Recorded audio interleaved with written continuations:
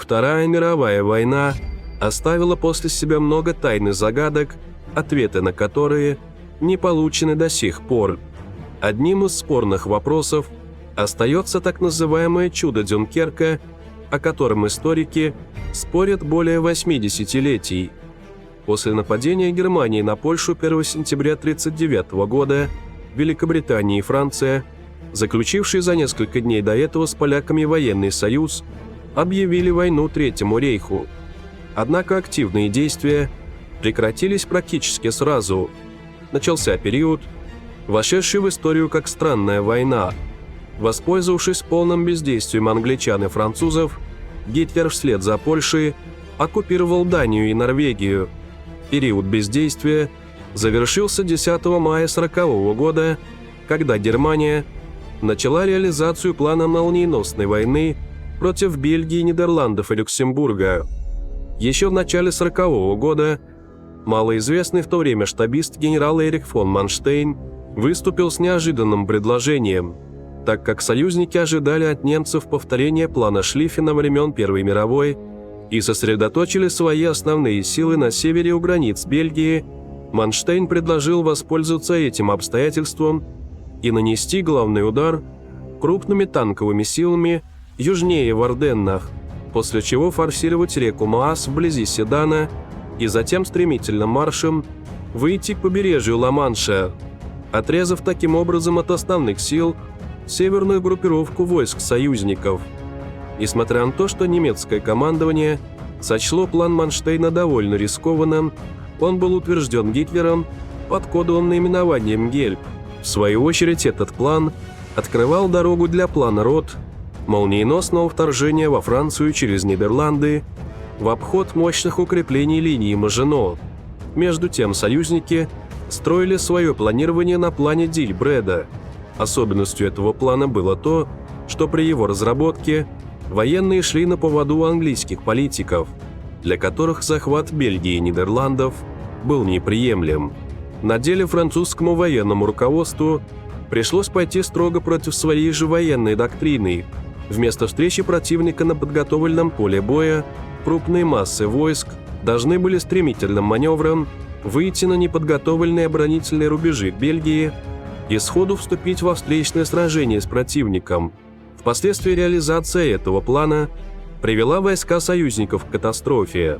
10 мая 1940 года немецкие войска перешли в наступление. Части вермахта наступали в лоб на Нидерланды и Бельгию, и этот удар союзники посчитали главным. Поначалу все, как казалось, шло по плану. Немцы шли прямиком на те рубежи, где союзники собирались их разбить.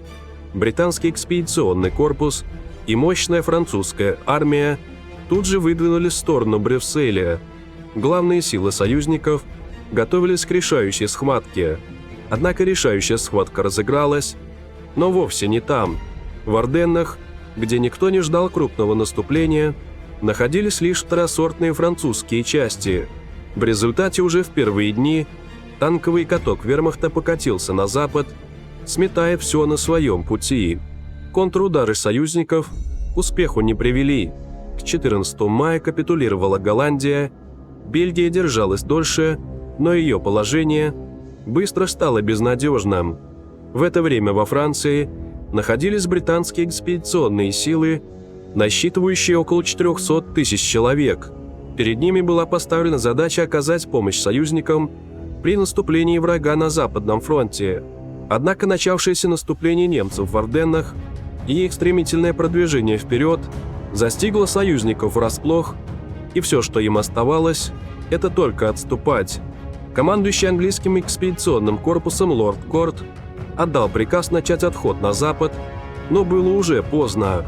20 мая немецкие танковые соединения прорвались к Абвилю, и крупная группировка войск союзников оказалась отрезана и прижата к морю. Оказавшись в окружении, командование союзников стало искать пути выхода из тяжелого положения. На немцев обрушился контрудар в районе Араса. Под удар попали 7-я дивизия Роммеля и эсэсовцы из «Мертвой головы». В чем-то он напоминал будущие контрудары Красной армии летом 1941 года. Союзники превосходили немцев в количестве и качестве танков, но не знали, где и какими силами обладает противник, и впоследствии как следует так и не смогли наладить взаимодействие своих частей. В боях в районе Арраса бойцы Роммеля выдвинули на передовую крупнокалиберные зенитные пушки, используя их против танков. В результате поле боя было усеяно десятками горящих боевых машин, а союзники начали откатываться к Дюнкерку. Кольцо окружения постепенно сжималось. К 23 мая немцы заняли Булонь-Кале. В результате под контролем союзников оставался последний крупный порт Дюнкерк, до которого частям вермахта оставалось пройти всего около 20 километров. Британское командование ясно осознавало, что речь идет уже не об удержании рубежей, а о спасении оставшихся сил. Бельгийская армия быстро шла к полному краху, а надежд удержаться на побережье у англичан и французов уже почти не осталось. Однако, когда немецкие танковые дивизии готовились к последнему броску на Дюнкерк, 23 мая Гитлер отдал судьбоносный приказ о приостановке наступления. Произошло первое из чудес Дюнкерка. Немецким частям было предписано не приближаться к городу ближе, чем на 10 километров, и не использовать против окруженной группировки танки. Гитлер считал, что танковые дивизии увязли в боях с окруженными частями на неудобной местности, пересеченной реками и каналами. Их требовалось сохранить для прорыва в глубину Франции. В итоге было принято решение мешок вокруг Дюнкерка сжимать в первую очередь силами пехоты и авиации. В целом приказ Гитлера вызвал недоумение у немецкого генералитета. В то же время командующий 19-м танковым корпусом Хайнц Гудериан весьмовольно относился к приказам сверху, если они, по его мнению, не соответствовали оперативной обстановке. Уже на следующий день, вопреки приказу Гитлера, танки его корпуса и полк Великая Германия захватили плацдарм на восточном берегу канала в городе Сен-Жорж, создав прямую угрозу Дюнкерку. По прямой до него оставалось менее 20 километров.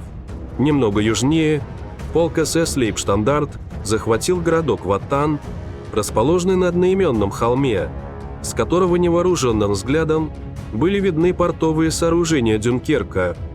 Поскольку эти действия союзники не могли оставить без внимания, уже на следующий день боевые группы 21-й пехотной дивизии французов выбили немцев на западный берег. Решающим фактором стало тотальное превосходство артиллерии союзников.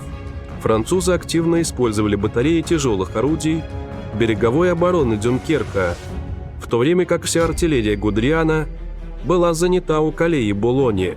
Между тем приказ Гитлера в итоге не только позволил немцам сохранить свои танковые дивизии, но и фактически спас отступающих англичан и французов. Если бы немцы бросили в бой свои танки, они могли буквально втоптать союзников в песочные пляжи Дюнкерка.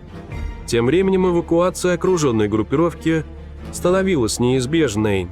25 мая командование британским экспедиционным корпусом прекратило все попытки перейти в контрнаступление и сосредоточило усилия на обороне Дюнкерка.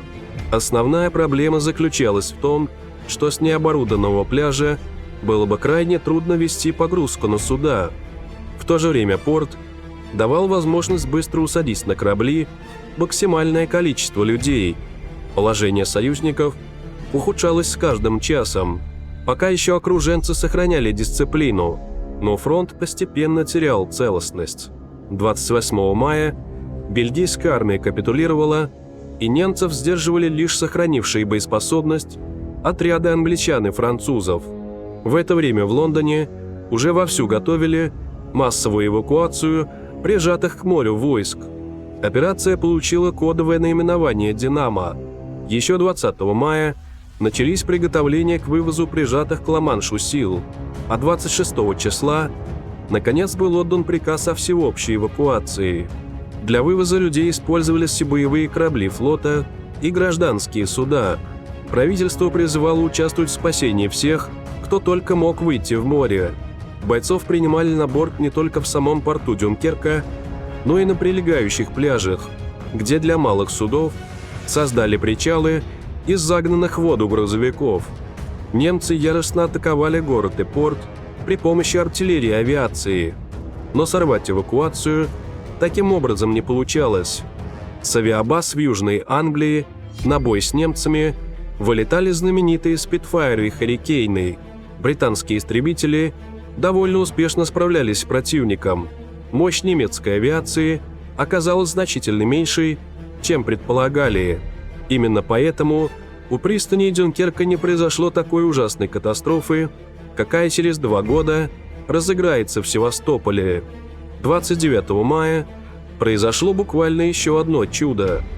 Огромная армада гражданских судов, от простых рыбацких лодок до прогулочных теплоходов, катеров и яхт, начала пересекать Ла-Манш, чтобы увести солдат из-под немецкого огня.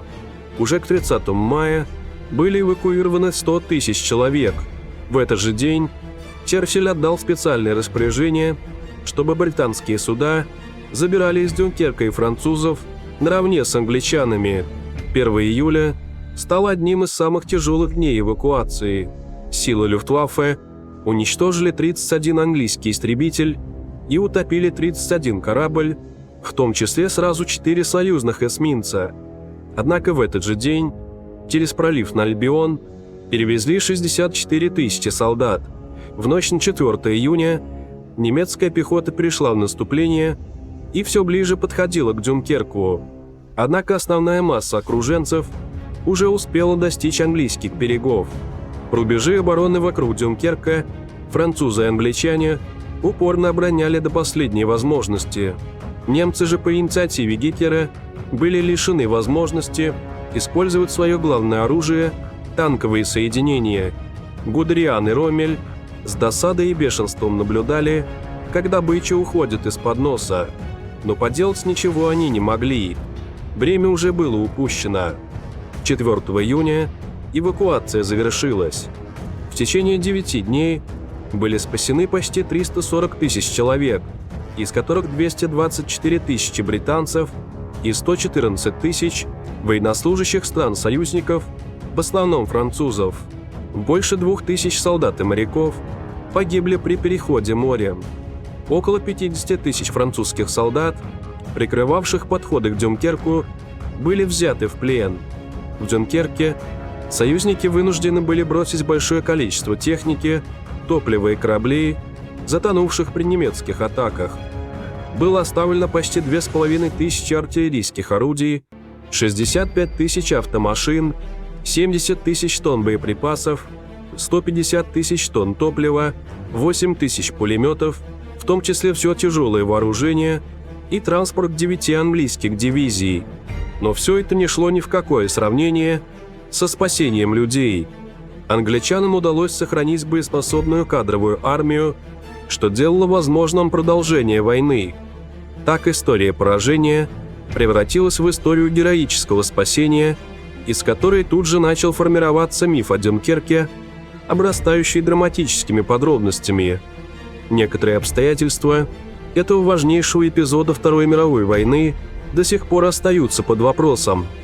Главный из них – почему в самый решающий момент были остановлены танковые дивизии. Некоторые историки склоняются к тому, что Гитлер рассчитывал на союз с Британией и не хотел, чтобы мясорубка у Ла-Манша оборвала всевозможные нити между двумя странами. В своих речах летом 1940 года Гитлер открыто говорил, что причин для продолжения войны между Германией и Великобританией нет, и призывал сесть за стол переговоров. Жизненное пространство, завоевание которого составляло важнейшую часть идей Гитлера, лежало не на Западе, а на Востоке.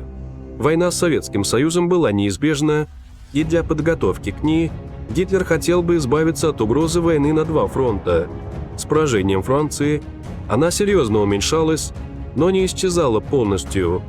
Давая возможность англичанам уйти из Дюнкерка, Гитлер пытался создать условия для почетного мира, которым хотел завершить войну на Западе.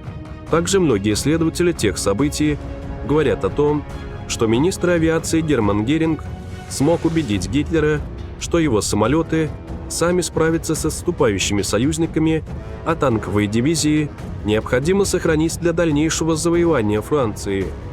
Кроме того, существует мнение, что Гитлер опасался наступления французских войск с других позиций и решил не растрачивать силы на добивание ослабевшего врага.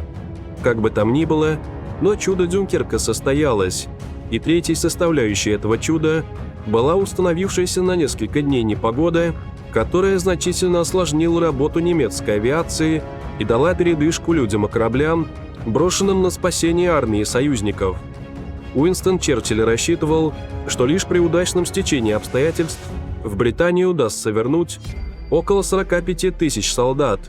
Поэтому, выступая 4 июня в Палате общин, он назвал то, что случилось в Дюнкерке, чудесным спасением. При этом он предложил трезво смотреть на вещи. Английский премьер заявил, что мы должны быть очень осторожны и не приписывать этому спасению качеств победы. Эвакуациями войны не выигрываются. Однако немецкие генералы уже после войны не вполне могли согласиться с этим утверждением Черчилля. Генерал-фельдмаршал Эрих фон Манштейн, чей план позволил всего за несколько месяцев оккупировать Францию, в своих воспоминаниях написал: «Мы были введены в заблуждение зрелищем военной техники, оставленной противником в огромном количестве на побережье Дюнкерка, и мы еще не знали, что англичане по существу полностью спасли свою армию».